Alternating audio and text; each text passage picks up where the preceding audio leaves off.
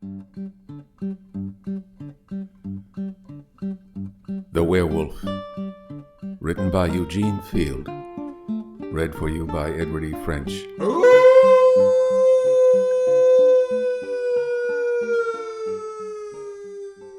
In the reign of Egbert the Saxon, there dwelt in Britain a maiden named Iseult, who was beloved of all, both for her goodness and for her beauty. But though many a youth came wooing her, she loved Harold only, and to him she plighted her troth. Among the other youth of whom Iseult was beloved was Alfred, and he was sore angered that Iseult showed favour to Harold, so that one day Alfred said to Harold, "Is it right that old Siegfried should come from his grave and have Iseult to wife?" Then added he, "Prithee, good sir, why do you turn so white when I speak your grandsire's name?" Then Harold asked, "What know you of Siegfried that you taunt me? What memory of him should vex me now?" "We know what we know," retorted Alfred. "There are some tales told us by our grandmas we have not forgot." So ever after that Alfred's words and Alfred's bitter smile haunted Harold by day and night. Harold's grandsire, Siegfried the Teuton, had been a man of cruel violence. The legend said that a curse rested upon him, and that at certain times he was possessed of an evil spirit that wreaked its fury on mankind. But Siegfried had been dead full many years, and there was naught to mind the world of him save the legend and a cunning-wrought spear, which he had from Brunhilda the witch. This spear was such a weapon that it never lost its brightness, nor had its point been blunted. It hung in Harold's chamber, and it was the marvel among weapons of that time. Iseult knew that Alfred loved her, but she did not know of the bitter words which Alfred had spoken to Harold. Her love for Harold was perfect in its trust and gentleness, but Alfred had hit the truth. The curse of old Siegfried was upon Harold. Slumbering a century, it had awakened in the blood of the grandson, and Harold knew the curse that was upon him, and it was this that seemed to stand between him and Iseult. But love is stronger than all else, and Harold loved. Harold did not tell Iseult of the curse that was upon him, for he feared that she would not love him if she knew. Whensoever he felt the fire of the curse burning in his veins, he would say to her, "Tomorrow I hunt the wild boar in the uttermost forest," or "Next week I go stag-stalking among the distant northern hills." Even so it was that he ever made good excuse for his absence, and Iseult thought no evil things, for she was trustful. Aye, though he went many times away and was long gone, Iseult suspected no wrong. So none beheld Harold when the curse was upon him in its violence. Alfred alone bethought himself of evil things. "'Tis passing strange," quoth he, "that ever and anon this gallant lover should quit our company and betake himself whither none knoweth. In sooth, 'twill be well to have an eye on old Siegfried's grandson." Harold knew that Alfred watched him zealously, and he was tormented by a constant fear that Alfred would discover the curse that was on him. But what gave him greater anguish was the fear that mayhap at some moment, when he was in Iseult's presence, the curse would seize upon him and cause him to do great evil unto her, whereby she would be destroyed, or her love for him would be undone forever. So Harold lived in terror, feeling that his love was hopeless, yet knowing not how to combat it. Now it befell in those times that the country round was ravaged by a werewolf, a creature that was feared by all men, howe'er so valorous. This werewolf was by day a man, but by night a wolf given to ravage and to slaughter, and having a charmed life against which no human agency availed aught. Wheresoever he went, he attacked and devoured mankind, spreading terror and desolation round about, and the dream readers said that the earth would not be freed from the werewolf until some man offered himself a voluntary sacrifice to the monster's rage. Now, although Harold was known far and wide as a mighty huntsman, he had never set forth to hunt the werewolf, and, strange enow, The werewolf never ravaged the domain while Harold was therein, whereat Alfred marvelled much, and oftentimes he said, Our Harold is a wondrous huntsman. Who is like unto him in stalking the timid doe, and in crippling the fleeing boar? But how passing well doth he time his absence from the haunts of the werewolf! Such valour beseemeth our young Siegfried. Which, being brought to Harold, his heart flamed with anger, but he made no answer, lest he should betray the truth he feared. It happened so about that time that Isolde said to Harold, Wilt thou go with me tomorrow, even to the feast in the sacred grove?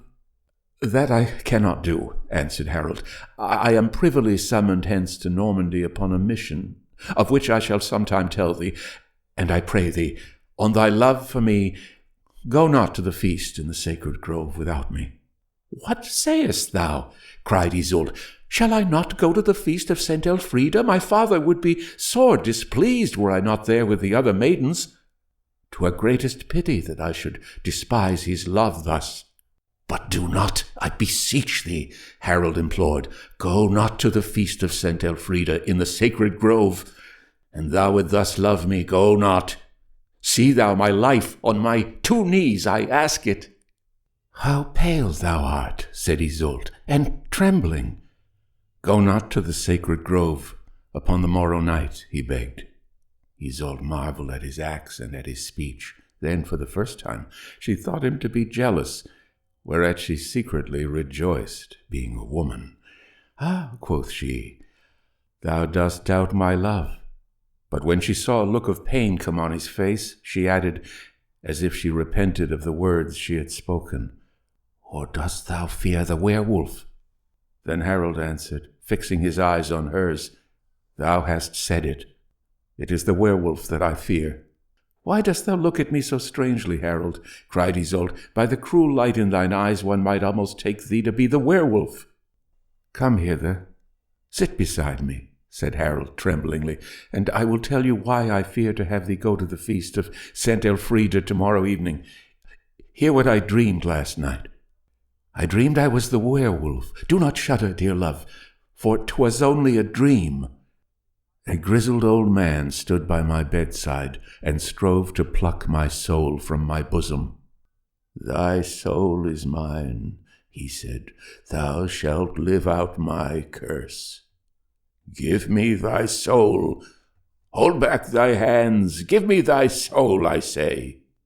Thy curse shall not be upon me, I cried. What have I done that thy curse should rest upon me? Thou shalt not have my soul.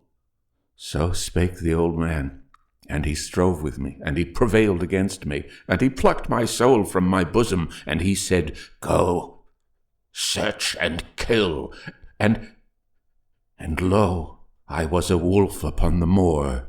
The dry grass crackled beneath my tread. The darkness of the night was heavy, and it oppressed me. Strange horrors tortured my soul, and it groaned and groaned, jailed in that wolfish body. The wind whispered to me. With its myriad voices it spake to me, and said, Go, search and kill. And above these voices sounded the hideous laughter of an old man. I fled the moor. Whither I knew not, nor knew I what motive lashed me on. I came to the river, and I plunged in. A burning thirst consumed me, and I lapped the waters of the river. They were waves of flame, and they flashed around me and hissed. And what they said was, Go, search and kill. And I heard the old man's laughter again.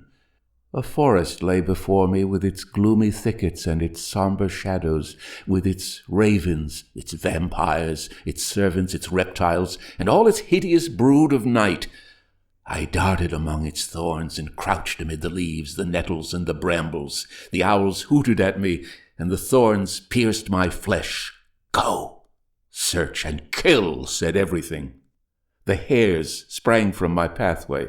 The other beasts ran bellowing away. Every form of life shrieked in my ears. The curse was on me. I was the werewolf.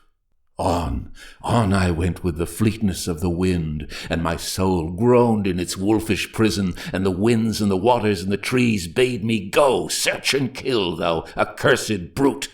Go, search and kill.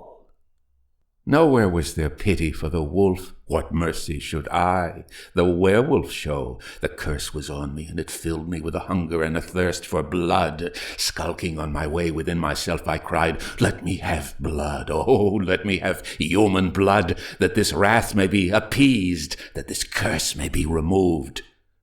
At last I came to the sacred grove. Sombre loomed the poplars, the oaks frowned upon me. Before me stood an old man. 'Twas he, grizzled and taunting, whose curse I bore. He feared me not. All other living things fled before me, but the old man feared me not. A maiden stood beside him. She did not see me, for she was blind. Kill, kill, cried the old man, and he pointed at the girl beside him. Hell raged within me. The curse impelled me. I sprang at her throat. I heard the old man's laughter once more, and then I awoke, trembling, cold, horrified. Scarce was this dream told when Alfred strode that way. Now, dear lady, quoth he, I bethink me never to have seen a sorrier twain. Then Isolde told him of Harold's going away, and how that Harold had besought her not to venture to the feast of St. Elfrida in the sacred grove. These fears are childish, cried Alfred boastfully.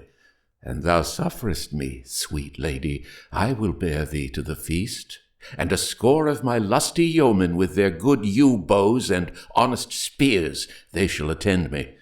There be no werewolf, I trow, will chance about with us. Whereat Isolde laughed merrily, and Harold said, 'Tis well, thou shalt go to the sacred grove, and may my love and heaven's grace forfend all evil. Then Harold went to his abode, and he fetched old Siegfried's spear back unto Isolde, and he gave it into her 2 hands, saying, Take this spear with thee to the feast tomorrow night. It is old Siegfried's spear, possessing mighty virtue and marvellous. And Harold took Isolde to his heart and blessed her, and he kissed her upon her brow and upon her lips, saying, Farewell, O my beloved. How wilt thou love me when thou knowest my sacrifice? Farewell, farewell forever, O alder leafest mine. So Harold went his way, and Isolde was lost in wonderment. On the morrow night came Isolde to the sacred grove wherein the feast was spread, and she bore old Siegfried's spear with her in her girdle. Alfred attended her, and a score of lusty yeomen were with him. In the grove there was great merriment, and with singing and dancing and games withal did the honest folk celebrate the feast of the fair St. Elfrida. But suddenly a mighty tumult arose, and there were cries of, The werewolf! The werewolf! Terror seized upon all. Stout hearts were frozen with fear.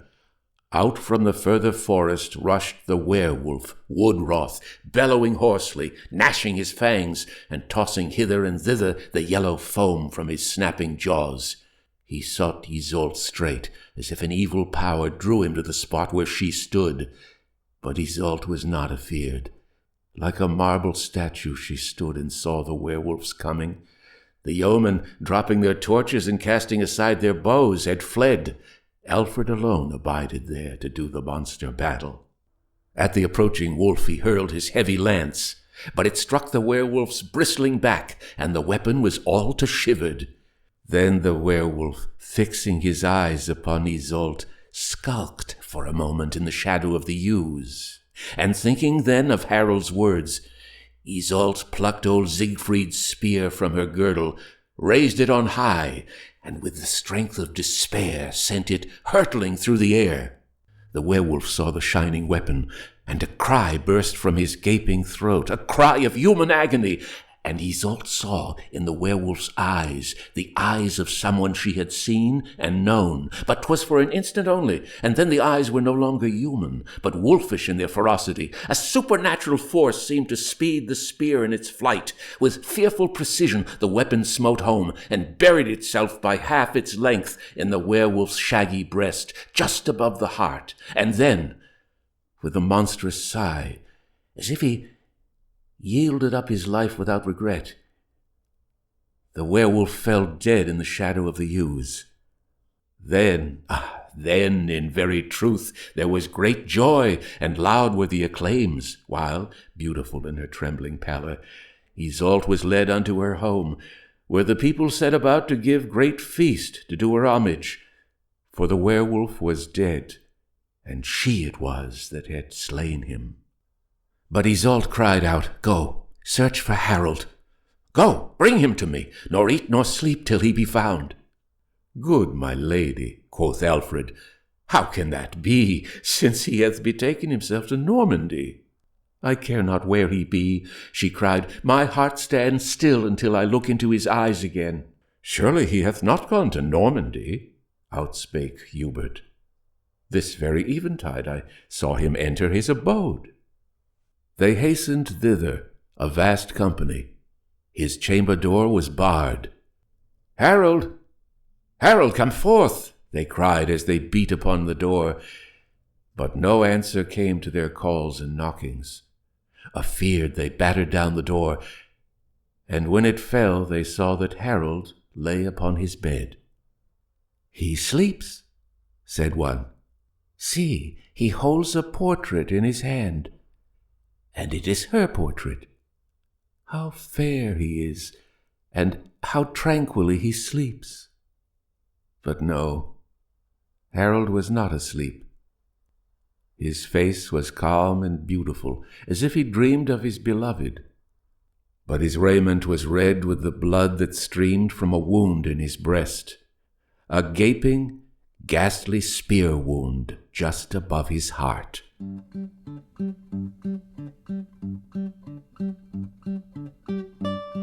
The Werewolf, written by Eugene Field. Told to you by Edward E. French.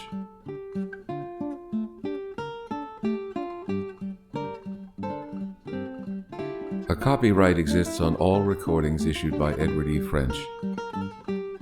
All rights reserved. Inquiries should be addressed to email edwardfrench06@hotmail.com. Good night.